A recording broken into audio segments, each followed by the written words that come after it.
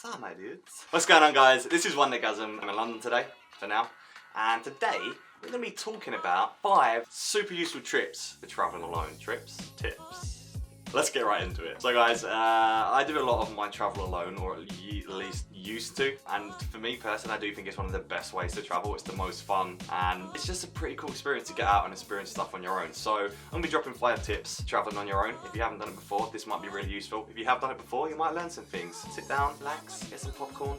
Let's get into tip number 1. Tip number 1, which you might think is kind of lame, and I'm going to be honest, I kind of think it's lame too, but it is still super important, and that is touch base with your loved ones semi-regularly. You know, just at least make sure there's at least 1 or 2 people who know where you are at any given time, at least your rough location and what you're up to and that you're doing well, because you never know when things might go down south. And this isn't me saying that you're going to get kidnapped and dragged into the outback, but it's good that someone can know where you are if things do go a little bit south. Or say you get stuck with no money, your phone gets stolen, you've got nowhere to sleep, you're fucked. Alright, but if someone knows where you are, you never know, they could maybe somehow help you. I don't know. It's also apparently nice to, talk to your loved ones every now and then when you're travelling. Also, I've heard. I don't know. But it's something that I would forget to do because I'm having so much fun, and it is just something that's quite important, and I'm sure your parents will thank you for it in the long run. It's just a smart move. Make sure you let someone know where you are when you're travelling alone. Number 2, and again, something that I'm not very good at, but it's to have some sort of emergency backup cash when you're travelling. Preferably stored separately from like your main wallet and bag and stuff, because if your bag does get stolen, your wallet gets stolen, you're left in a pretty sticky situation. It's good to be able to, okay, no, it's good. I've got enough money to get a cab to the airport, or maybe pay for like a few nights accommodation at a crappy hostel, but at least you know you're going to be able to sleep, eat, and get back to where you need to be until you can sort out extra funds. Again, it's not something you really want to think about, because being an optimist myself, like, you don't really want to plan for things going wrong, but sometimes it can happen. It's not your fault. It's just good to be prepared for that. So make sure you have some emergency cash stashed away for a few nights accommodation, some food, whatever, in a separate place from the rest of your belongings.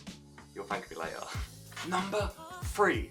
And this is probably the best tip you're going to hear all day, and if you're traveling alone, that is to stay at hostels. Like, if you're traveling alone, I'm assuming you're going to want to make some friends along the way, meet some cool people, learn some new things, and honestly, staying at a hostel is the best way to do that. So many times that I've travelled alone, I've gone to stay at a hostel on my own, and knowing full well that I'm going to leave that place with a bunch of new friends, and it happens every time. Like, one time I remember I was just sitting down, I had like a pretty busy few days, I just wanted to spend one night doing nothing. Sat down in the hostel common room with my laptop, editing some YouTube videos back in the day, and a bunch of people just sit next to me out of nowhere. They just got on the bus from the other hostel. They're like, are you drinking tonight? I was like, no, it's really nice. Like, I'm just gonna be doing some work. They're like, no, you're drinking. And then they come over with a bunch of drinks. Next minute, I'm not editing videos anymore. Getting turned, fam. Lit, yeah. Ooh. Anyway, best decision I've made. Made a bunch of new friends, had a really good night, did a lot of cool stuff, it was great. Hostels are so fun, and they're really good as well because everyone else who's travelling and staying at a hostel is in the same sort of mind space as you. They want to meet people, they want to do cool stuff. So if you want to have a good time travelling alone, go and stay at a hostel. You're welcome. Number 4, and this is kind of similar vibe to the last tip, and that is to be open to everything. If you've just met a bunch of new people and they say something like, hey, like, I know you're not really doing anything today, we're gonna go cliff diving, it's a 4-hour drive down the coast, but we just rented a car, do you want to come with us? Just be like, dude, like, yeah. Which sounds like a sort of, non-common sense thing to say. It's like, yeah, I'm doing that. But like, when you're traveling alone and you've got your plans set, it's kind of sometimes you forget that. And you maybe get stuck in your ways a bit and you don't really open yourself up to doing new and exciting things that you normally wouldn't do. Or maybe like you're too tired and you're like, oh, I can't be bothered to do that.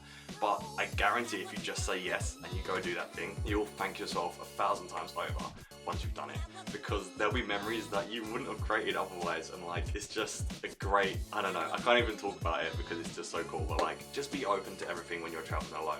Be open to like any suggestions people have, be open to meeting new people, talking to people you wouldn't normally talk to, hanging around with, doing things that you wouldn't normally do, trying new foods, just everything.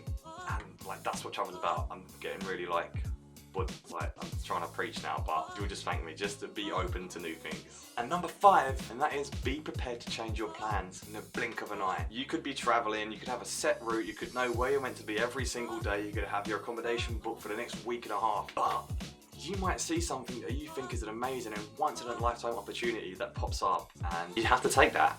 And it doesn't matter, because you have to take the opportunity, because you can do all of those other things whenever you want. You can travel down the coast, those opportunities aren't going anywhere, but this thing that's come up, it might never happen again, and you're gonna kick yourself in the shin forever and ever if you don't take it. I don't know what it is, but it's great. And so you need to be prepared to change your plans like that. Don't be set in stone when you're traveling alone. Like, you've got to be like water, my friend. Yeah, I just quoted Bruce Lee. Be water, my friend. But yeah, guys, like, there's nothing wrong with changing your plans and not sticking to what you originally intended to do. Be prepared to change in the blink of an eye and just be open to everything, man. Like, you'll thank me down the road. But yeah, that's it. I feel like I got really off topic there, so I'm gonna apologize for that. But yeah, guys, that was my 5 tips for traveling alone. I'm sure I have plenty more, so if you like those, I can do a few more, I'm sure. Let me know, in fact, I wanna know your favorite experience from traveling alone in the comments below. Let me know the best thing that happened to you while I was traveling alone. I look forward to seeing that. So yeah, thanks for watching, guys. I'll see you in the next video. Don't forget to subscribe.